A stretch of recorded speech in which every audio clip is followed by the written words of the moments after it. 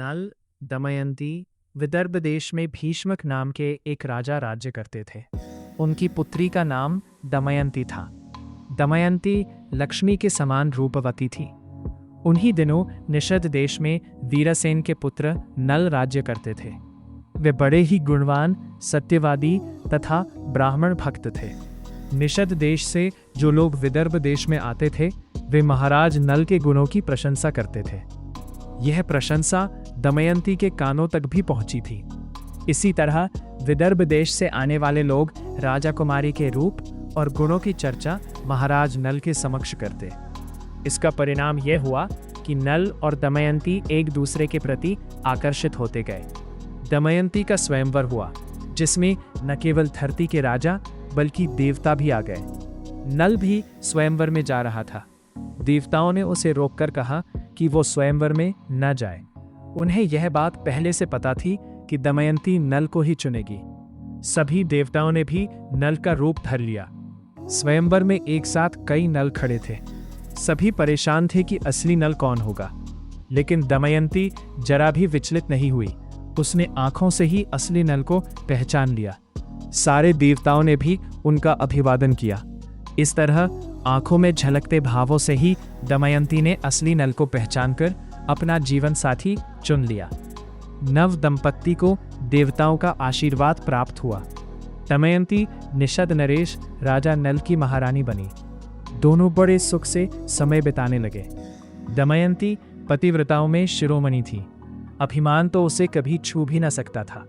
समयानुसार दमयंती के गर्भ से एक पुत्र और एक कन्या का जन्म हुआ। दोनों बच्चे माता पिता के अनुरूप ही सुंदर रूप और गुण से संपन्न थे। समय सदा एक सा नहीं रहता।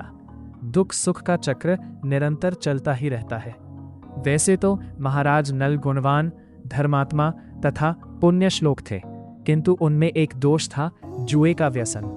नल के एक भाई का नाम पुष्कर था। वह नल से अलग रहता था। उसने उन्हें जुए के लिए आमंत्रित किया। खेल आरंभ हुआ। भाग्य प्रतिकूल था। नल हारने लगे। सोना, चांदी, रथ, राजपाट सब हाथ से निकल गया। महारानी दमयंती ने प्रतिकूल समय जानकर अपने दोनों बच्चों को विदर्भ देश की राजधानी कुंडिनपुर भेज दिया। इधर नल जुए में अपना सर्वस्व हार गए। उन्होंने अपने शरीर के सारे वस्त्रभूषण उतार दिए। केवल एक वस्त्र पहनकर नगर से बाहर निकले। दमयंती ने भी मात्र एक साड़ी में पति का अनुसरण किया।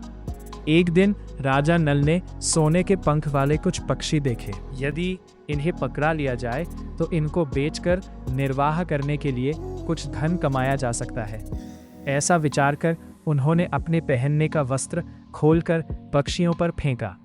पक्षी वह वस्त्र लेकर उड़ गए। अब राजा नल के पास तन ढकने के लिए भी कोई वस्त्र न रह गया। नल अपनी अपेक्षा दमयंती के दुख से अधिक व्याकुल थे। एक दिन दोनों जंगल में एक वृक्ष के नीचे एक ही वस्त्र से तन छिपाए पड़े थे। दमयंती को थकावट के कारण नींद आ गई। राजा नल ने सोचा, दमयंती को मेरे कारण बड़ा दुख सहन करना पड़ रहा है। यदि मैं इसे इसी अवस्था में यही छोड़कर चल दूं, तो यह किसी तरह अपने पिता के पास पहुंच जाएगी। यह विचार कर उन्होंने तलवार से उसकी आधी साड़ी को काट लिया और उसी से अपना तन ढककर तथा दमयंती को उसी अवस्था में छोड़कर वे चल दिए।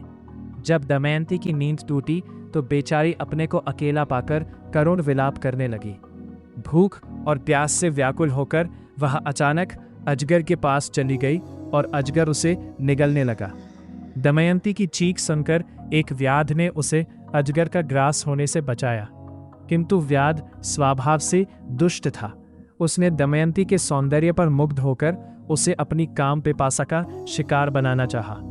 दमयंती उसे शाप देते हुए बोली, यदि मैंने अपने पति राजा नल को छोड़कर किसी अन्य पुरुष का चिंतन न किया हो, तो इस पापी व्याध के जीवन का अभी अंत हो जाए।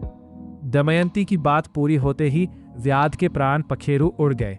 दैवयोग से भटकते हुए दमयंती एक दिन चेदि नरेश सुबाहु के पास और उसके बाद अपने पिता के पास पहुंच गई। अंततः दमयंती के सतीत्व के प्रभाव से एक दिन महाराज नल के दुखों का भी अंत हुआ। दोनों का पुनः मिलन हुआ और राजा नल को उनका राज्य भी वापस मिल गया। आपको यह कहानी कैसी लगी, कमेंट करके बताएं।